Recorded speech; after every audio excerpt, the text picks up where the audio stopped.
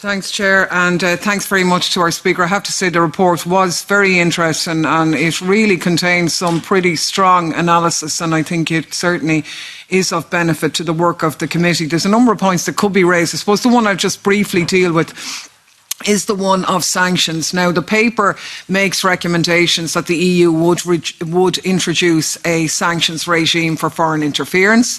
I think it's very clear that this, by its very nature, means interference with fundamental rights, and in that sense argues that it has to be imposed consistently and so on. At the same time, it's drawn comparisons with other countries that have brought in sanctions regimes, which kind of sets that up as a sort of a precedent in a way that might be deemed that these are unproblematic. But actually there's a very large body of human rights criticism against introducing sanctions in this way. So I'd like the Speaker maybe to deal with her proposal that this might be done by way of criminal law and a definition, because on the one hand, this gets over the problem with the other sanctions, if you like, which are instruments of international law, outside domestic legal systems, imposed politically, no judicial oversight, no right to appeal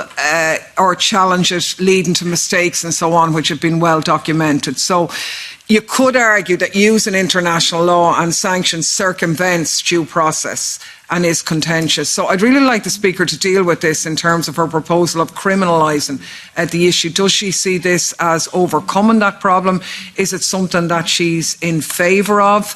How much did this significant body of evidence that the use of sanctions impacts on human rights have a bearing on that recommendation in her thing? So, does she think there's a danger of us just name-checking fundamental rights but then going and undermining them anyway if we resort to implementing sanctions for foreign interference without a criminal definition?